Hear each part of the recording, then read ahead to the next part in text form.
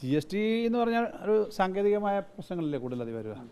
അത് നമ്മൾ ഉന്നയിക്കുന്ന ചില പ്രശ്നങ്ങളുണ്ട്. കേരളത്തിന് ഈ GST നടപ്പിലാക്കിയതിന് ശേഷം റവന്യൂ ന്യൂട്രൽ റേറ്റ് എന്ന് പറയുന്ന പഴയ റേറ്റിനേക്കാളും കുറവ് വരികയും അതുകൊണ്ട് തന്നെ നമുക്ക് ഈ ഇവരുടെ അക്കൗണ്ടിങ് പ്രോസസ്സും സിസ്റ്റത്തിൻ്റെ പ്രോസസ്സും വഴി വരുന്ന കുറേ നഷ്ടങ്ങളുണ്ട്. നമ്മൾ ഓരോ പ്രാവശ്യം ചൂണ്ടിക്കാണിച്ചിട്ടുണ്ട്.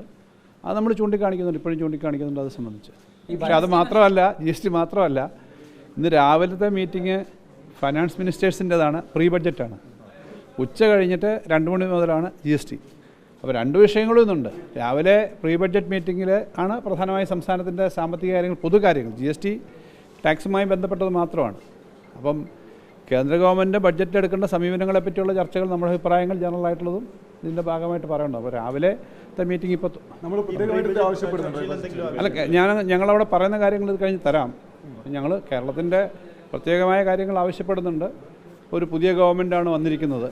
പഴയ ഗവൺമെൻറ്റിൻ്റെ സ്വഭാവമായിരിക്കില്ല പുതിയ ഗവൺമെൻറ്റെന്ന് ഞങ്ങൾ കരുതുന്നു. കാരണം നല്ല അനുഭവത്തിൽ നിന്ന് സ്റ്റേറ്റുകളുടെ താല്പര്യം കൂടി കുറേ കൂടി സംരക്ഷിക്കണമെന്നുള്ള ബോധ്യത്തോടു കൂടി തന്നെയായിരിക്കും പുതിയ BJP മുന്നണി ഗവൺമെൻറ് അധികാരത്തിൽ വന്നിരിക്കുന്നത് എന്നുള്ളതുകൊണ്ട് ആ കാര്യങ്ങളും നല്ലപോലെ കൺസിഡർ ചെയ്യുമായിരിക്കും. കാരണം അതിനകത്ത് സ്റ്റേറ്റുകളുടെയൊക്കെ പ്രശ്നങ്ങളുണ്ട്. ഇപ്പോൾ പല സ്റ്റേറ്റുകളും ഇത്തരം പ്രശ്നങ്ങൾ നേരത്തെ ഉന്നയിക്കുന്ന സ്റ്റേറ്റുകളൊക്കെ തന്നെ ഇപ്പം മന്ത്രിസഭയുടെ ഭാഗമായിട്ടുണ്ടല്ലോ.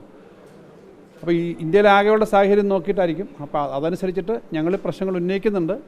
അത് സംസ്ഥാനങ്ങളുടെ താല്പര്യം കുറച്ചുകൂടി സംരക്ഷിക്കുന്ന, സംസ്ഥാന കേന്ദ്ര ബന്ധം നന്നായി കൊണ്ടുപോകാൻ പറ്റുന്ന തരത്തിലേക്കുള്ള തീരുമാനങ്ങൾ വരും എന്ന് പ്രതീക്ഷിക്കുന്നു. അതനുസരിച്ചുള്ള കാര്യങ്ങളാണ് ചോദിക്കുന്നത്. അല്ല, അതൊന്നും നേരത്തെ അംഗീകരിച്ചിട്ടില്ല, ചർച്ചയൊന്നും അജണ്ടയിലില്ല.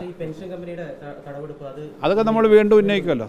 നമ്മൾ പറയും അതെല്ലാം നമ്മൾ സാധാരണ പറയുന്ന കാര്യങ്ങളൊക്കെ നമ്മൾ നേരത്തെ നമ്മുടെ സ്റ്റാൻഡ്, ആ സ്റ്റാൻഡിന് മാറ്റമില്ല. ബാക്കി അവിടെ നിന്ന് പറയാം, അല്ലെങ്കിൽ സമയം തുടങ്ങി.